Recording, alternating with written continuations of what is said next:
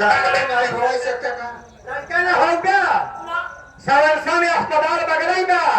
तो ये अपने साथ लड़के हो पागल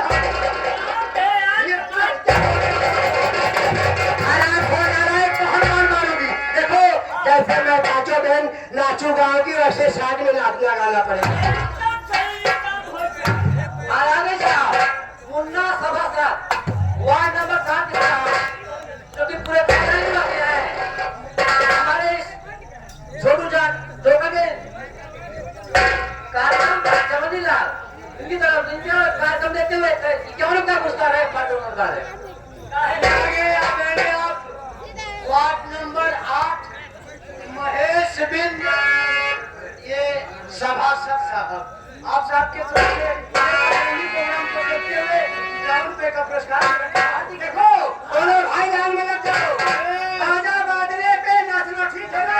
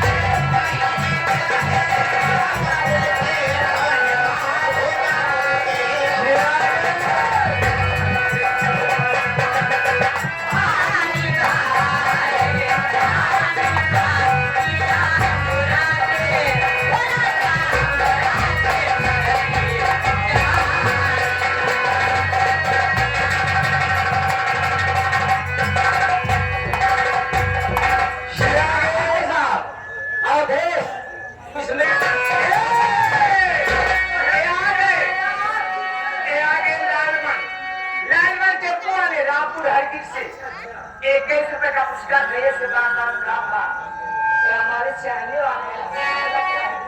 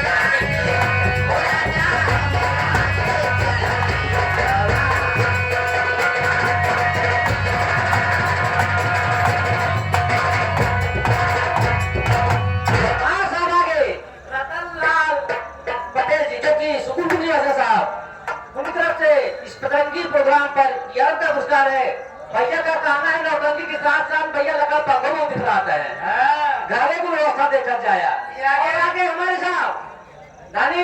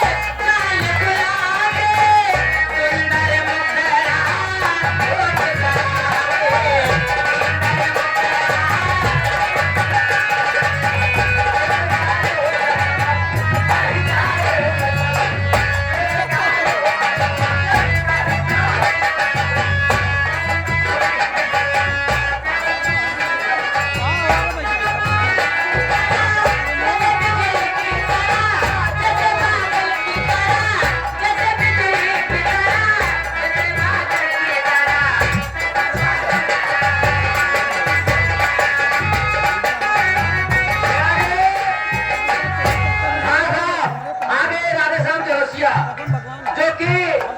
15 अक्टूबर को यहाँ ढाक मिलाप का बल कार्यक्रम रखा है रखा गया है उनकी तरफ से 21 रुपए का पुरस्कार है सरकार है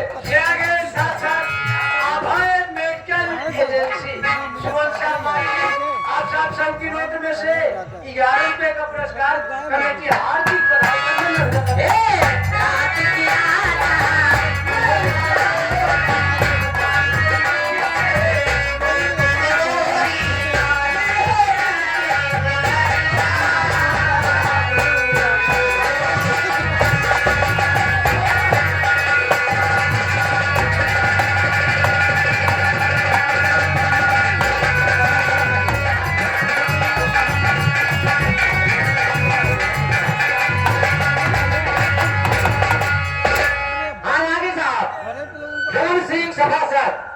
सुबह तरफ से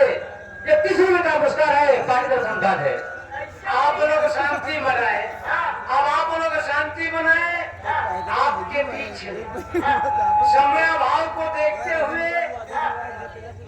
अभी हमारे कमेटी के तरफ से कुछ कार्यक्रम बाकी। आप लोग समय 5 मिनट का दे